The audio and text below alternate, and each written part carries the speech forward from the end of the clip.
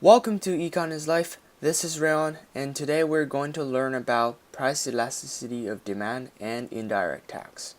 In this video, I'm going to look at how price elasticity of demand determines the burden of indirect tax on consumer and producer. So first, let's do a quick review on price elasticity of demand. Let's call it PED. PED is a measure of how much the quantity demanded of a product changes when there is a change in the price of the product. The formula is given here. Price elasticity of demand equals the percentage change in quantity demanded of the product over percentage change in price of the product. Okay, these two different demand curves are shown here. One on the left is the relatively inelastic demand, and on the right one is the relatively elastic demand. The key point here, the difference between these two inelastic demand and elastic demand, is that inelastic demand has much steeper demand curve. As you can see, it's really clear that inelastic demand is steeper than the curve for elastic demand, which means elastic demand has the quantity demanded of a product for elastic demand falls at faster rate than the inelastic demand. So for inelastic demand, even the price drops from P2 to P1. The quantity demand doesn't really increase. It's just Q2 to Q1. However, for inelastic demand, as you can see, even though the drop from price P2 to P1 is really small, the quantity demanded actually increase a lot from Q2 to Q1. So this is the key difference between inelastic demand and elastic demand, and these two different elasticities determines the burden of indirect tax on consumer and producer. We're going to look at this by drawing diagrams.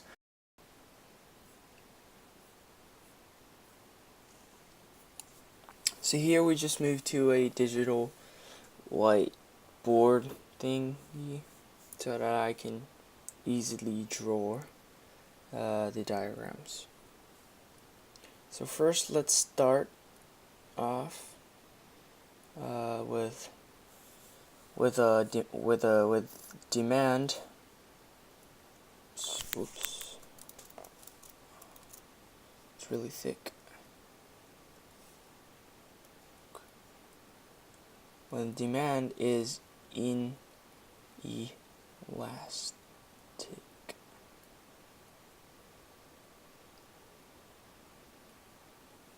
Okay. So as usual, we start off by drawing the axis, y-axis, and the x-axis. So here, the x-axis will be quantity,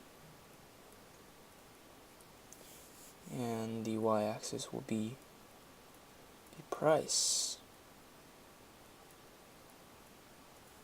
Okay, so first let's draw a demand curve.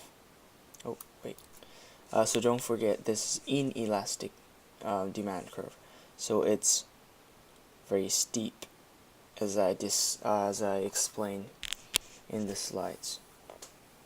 So demand, it's inelastic, okay? And the supply curve is normal supply curve. And don't forget, we're looking at the effect of indirect tax, so we have to shift the supply curve upwards, right? If you haven't if you haven't watched the previous video that we talked about the effect of indirect tax, make sure to check that video. so you can understand what I'm talking here. Okay, so anyway, the supply curve shifts upwards by an amount of tax imposed. So the second curve will be supply plus tax. Okay, this is what happens on supply curve when indirect tax is imposed. Okay, the next thing you will do is draw lines for equilibrium.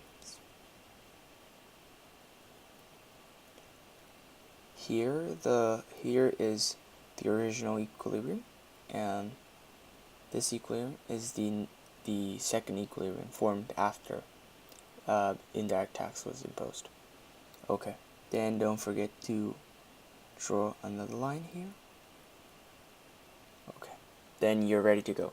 So as I explained in the previous video, the revenue box for government tax revenue is the box here that we draw, and the top box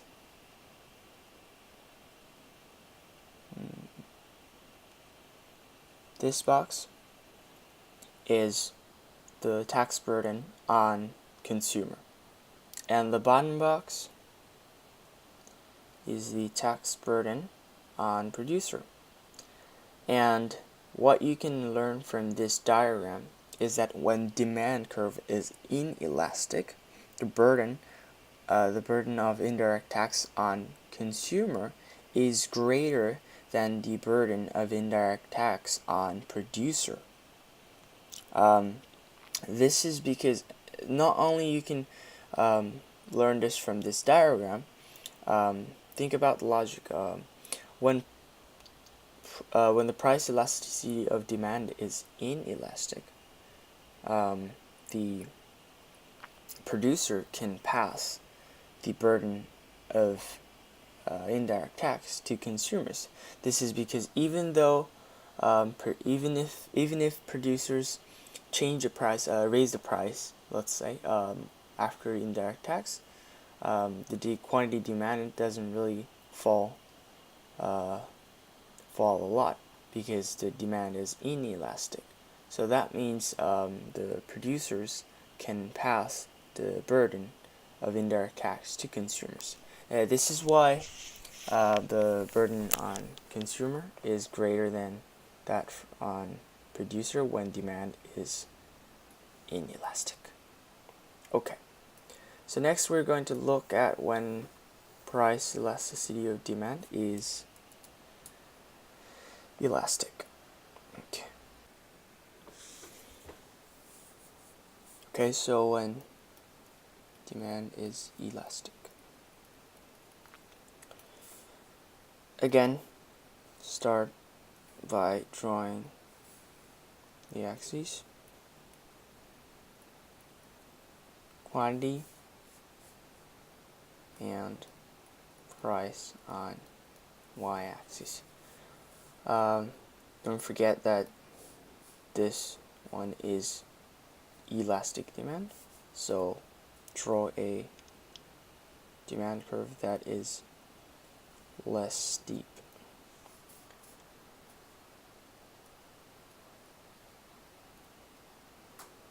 The supply curve will be normal supply curve.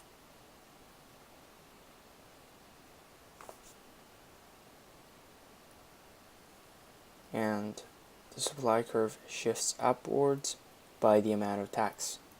So the second curve will be supply plus tax curve. And again, take all the new equilibrium and the old equilibrium, original equilibrium, and then don't forget to form the revenue box. So again, the tax burden on consumer is the top box right here, shaded green shaded box, and the tax burden on producer is the bottom box, red shaded box. Okay, as you what you can learn from this diagram is that the tax burden on consumer is smaller than the burden on producer. It's opposite to when the demand was inelastic. When the demand is elastic, producers can't really pass the burden of indirect tax to consumer, because if they do, because the demand is elastic, raising price will lead to a great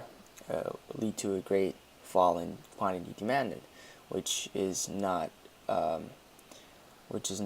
ideal for producers.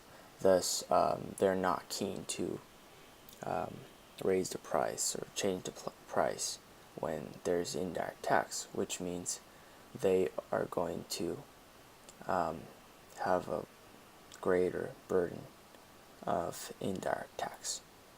Okay, so as you saw, when the demand is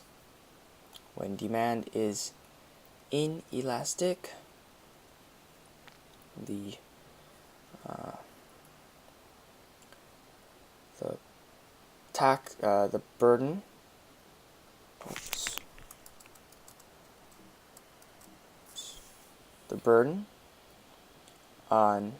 burden on consumer is greater than the burden on producer. Okay. When demand is inelastic, the burden on consumer is greater than the burden on producer. And when demand is elastic,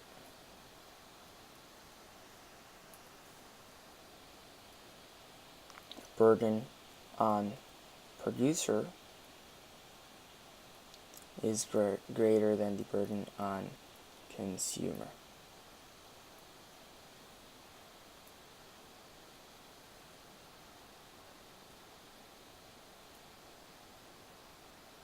It's really easy if you can memorize these rules, but whenever you forget the rules, you can just simply draw the diagrams draw the diagrams as I did, and then you can figure out the how the price elasticity of demand determines the effective indirect tax on consumer and producer. So this is the end of this video, and if you like this video, make sure to click the subscribe button to follow us for the most recent updates. Thank you for watching.